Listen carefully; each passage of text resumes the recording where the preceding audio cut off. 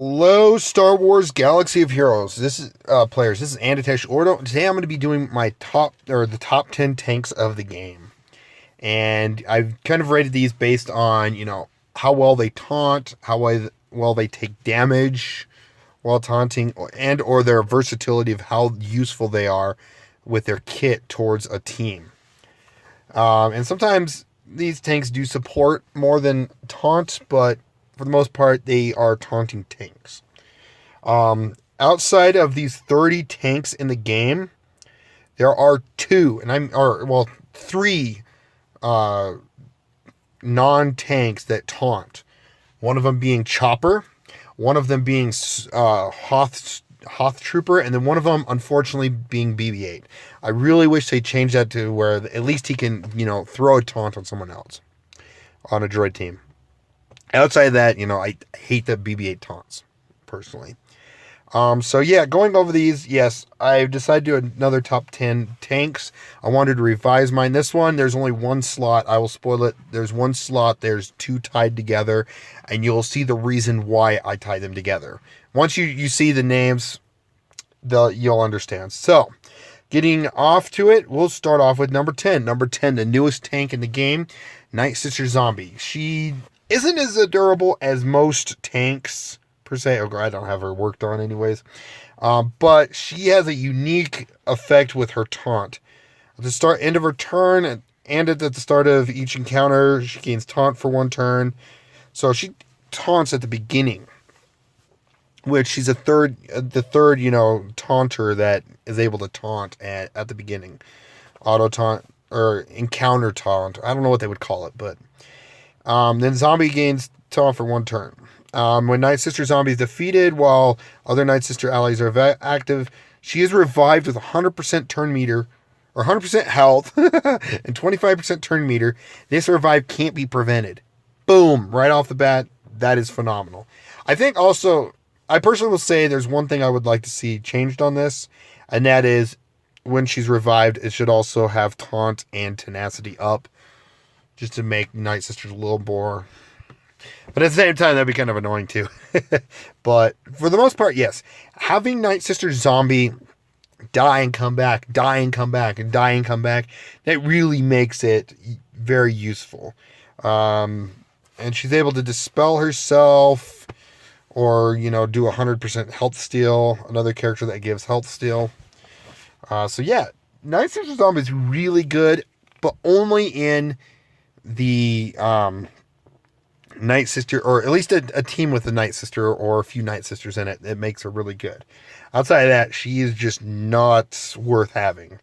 Other than if you want to really throw three auto taunters from the beginning, then you can throw Bay, Short, and Night Sister Zombie into the game, or into the battle, and you can, protect against like Mother Talzin and Nihilus or something of that nature. But yeah, that is number 10. A close one I wanted to fit on this list, which actually I like. I just don't know why not a lot of people support him, and that's Scarif Pathfinder. He would be number 11. The reason being is when he dies, he is revived based on number of rebels. He gets so much health, and he also revives, or as long as he died, he comes back. He's revived based if he has a buff on him. So, he's there, but I wanted to throw Night Sister Night Sister Zombie on the list because she's definitely gonna see some use in the next 3 to 6 months. Between Galactic War, definitely Galactic War, but territory battles when they get the dark side one out, and for the most part, she may actually see some arena viability. So yeah, that is number 10. Number 9. Is a close contender. They can be swapped off because they both require a need for a certain faction, and that is Sith Trooper. Sith Trooper has another type of unique tank effect that I really like too. It has 100% defense, which really makes them really defensive. I personally would say it'd be kind of cool if some of these tanks, just on this list, a good half of them would actually have in their uniques the ability to have critical avoidance somewhere, at least 50% critical avoidance. That'd be nice. Because once it's 100% critical avoidance, it's critical immunity or something. But anyway, so yeah. But as the kit goes, Viking's Legacy. 100% defense. When the Sith ally uses a special ability or falls below 50% health, he gains defense for 2 turns. If you already had defense, he taunts. And if you already has taunt, he gains retribution. And then Sith Trooper gains defense up for 2 turns at the start of each encounter. So, yeah, this is a really good tank. He really keeps himself defensive. Under a Darth Nihilus-led team, he keeps himself pretty dang healthy by attacking and, healing himself up. So, yeah, he's a really good tank.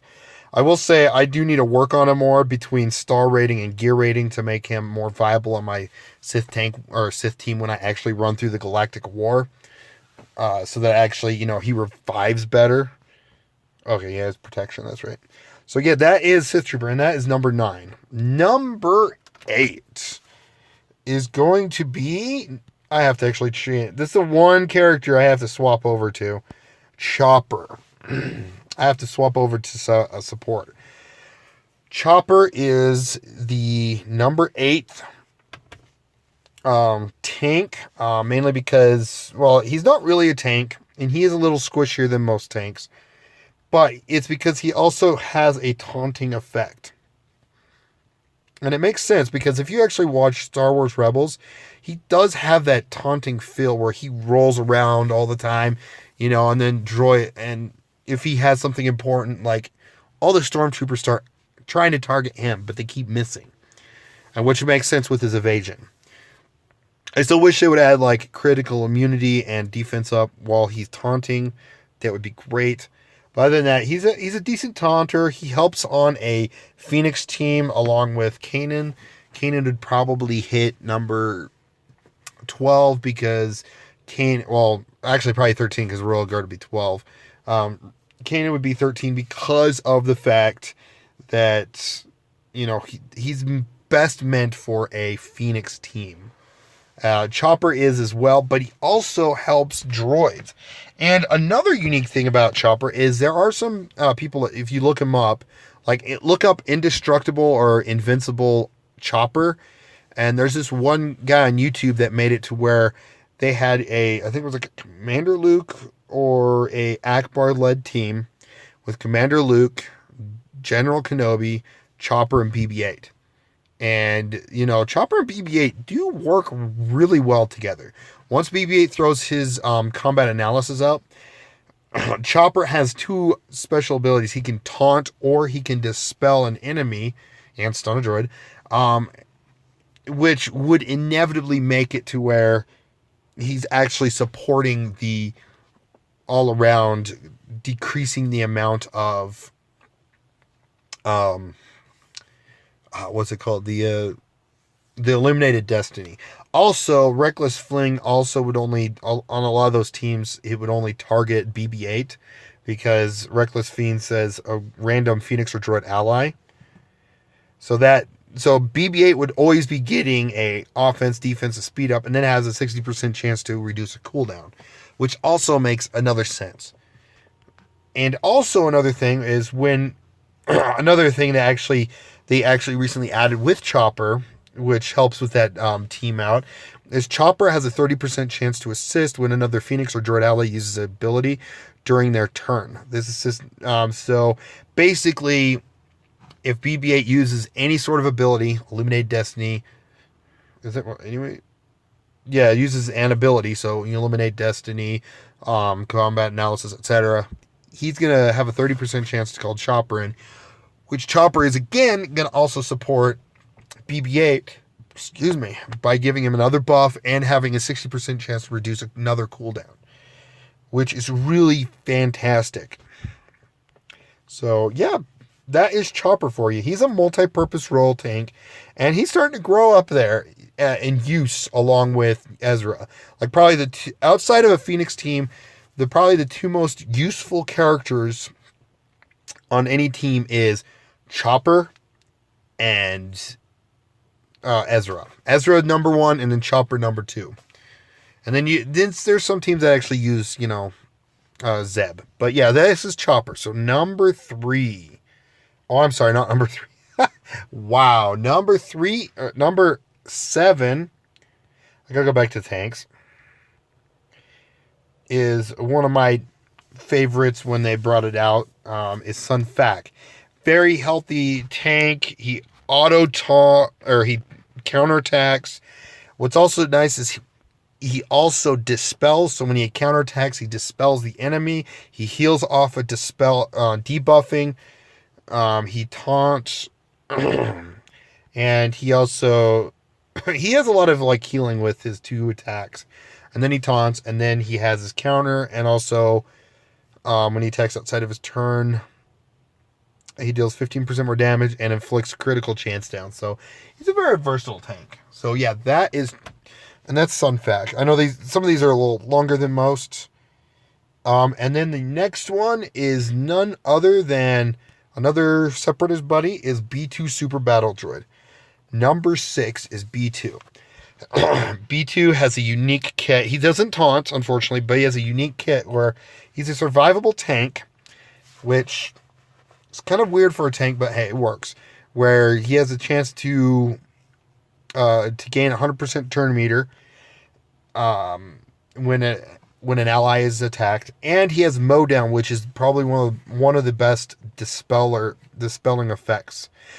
But this dispelling effect also has a chance to throw buff immunity on the enemy for 2 turns, which is applied before damage, which is phenomenal. You apply it, then you damage, so if someone actually has to take damage and gain a buff, it does not happen anymore. So yeah, and that's number 6. He unfortunately has fallen short. You think he would be in there, be up in the meta because of the R2D2 teams where they're throwing up stealth left, right, up, down. But unfortunately he's not. So that is B2. Number 5 is a tie. This is the tie, and you'll see what I mean. So, and I'm not going to click on it, but it's Poe Dameron and Finn are both tied there. The reason being is they're really good on a resistance team. And honestly, the best of the tanks is Finn because of his Zeta leadership. They are best only on a resistance team. Yes, you could throw Poe on a team if you need to have another tank early on, if you actually have Finn or Poe Dameron instead of like another tank like Chewbacca or something. But for the most part, yeah, Finn and Poe are number 5. Number 4 is none other than Stormtrooper Han. I think it was a little lower on my last list because just how squishy he was, but they recently gave him a unique, which adds whenever Han takes damage, he recovers 5% protection. And that really kind of helps him out a little bit more because he's a little more survivable. And like if he's under a Zeta-led team, a Zeta Barris-led team, then he's going to heal up a little bit more. For the most part, the reason why he's really good is his taunt. He taunts for 3 turns. Other allies gain 30% turn meter. In addition, all other allies gain 20% turn meter when Han is damaged while this taunt is active. So as long as he's taunting, he's speeding up your team. He speeds them up when he taunts and after, as he's taking damage from taunts. Which also helps with the fact that if you have Zeta Stormtrooper Han, he is going to make himself really a little more durable and keep recovering that protection, which means if he keeps recovering that 5% protection, he's going to also have to have more damage given to him before he actually dies. And that is Stormtrooper Han. And that is number 4. Number 3 is none other than Shore Trooper. He's actually being seen a lot more on some Empire teams that run BB-8, and he helps with the combat. I think it was like combat analysis. I'm going blank on. I don't have him in front of me, but yeah, he actually runs really well. He's actually, to be honest, as a favorite tank, he actually is one of my favorite. A little, kind of tied with Baze and General Kenobi up there, but once I first saw him, he was with his cool, unique kit that I wanted to replace back in the day, back when he first came out last year, when he was shown. I was running around this time last year. I was running Akbar led team with, so the only one that was really attacking a lot was Akbar, with Royal Guard, Chewbacca, Old Daka, and Luminara. I had 2 healers, 2 tanks, and then a decent damager, but that would get a lot of assists. And I wanted to replace Chewbacca with Shore Trooper, which also would allow me to maybe replace Luminara or Old Daka with another character to allow me to dish out a little more damage. Of course, I didn't have that type of character at that time because I didn't have Wigs team and stuff like that. That was around the time I actually slowly started to work on Wigs. But for the most part, yeah, Shore Trooper, he's really good. He throws that critical immunity, which helps your team be less easily beaten because they don't die as quickly. And of course, he had an update with the Imperial Trooper faction pass, as well as the fact he actually added the fact that now he gives himself critical immunity, which made sense. It never hurt that they did that. I don't know why they didn't have that from the beginning, but yeah, Shore Trooper is number 3. Number 2 is none other than always he's at my top. Baze Malbus.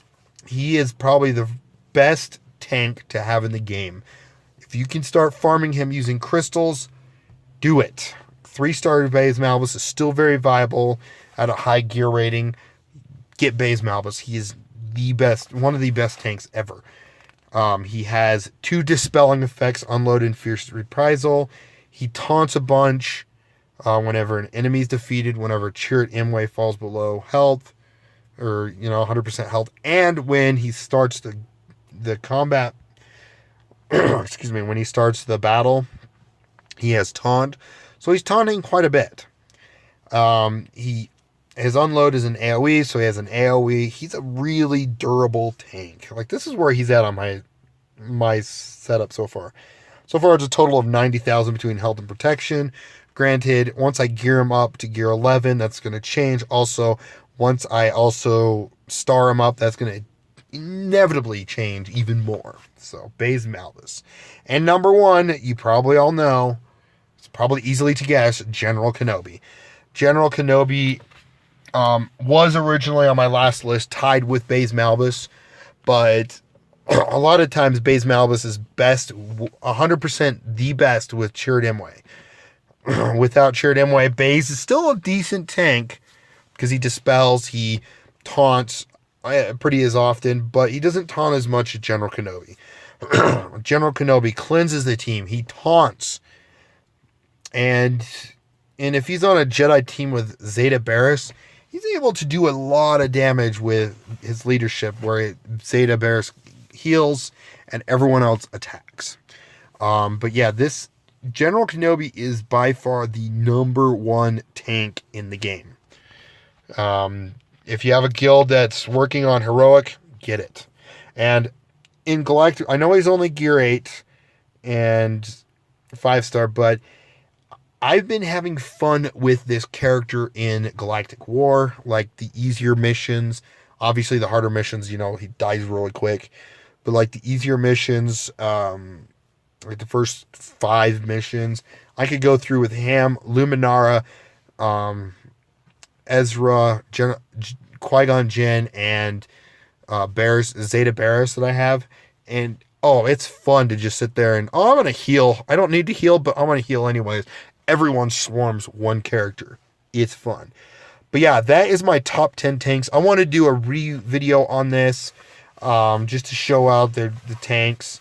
Again, if I had 11, it would be, if it was 15, I'd be Scarif Pathfinder. 12 would be, oh man, I totally went blank. That's kind of sad. Oh, Royal Guard.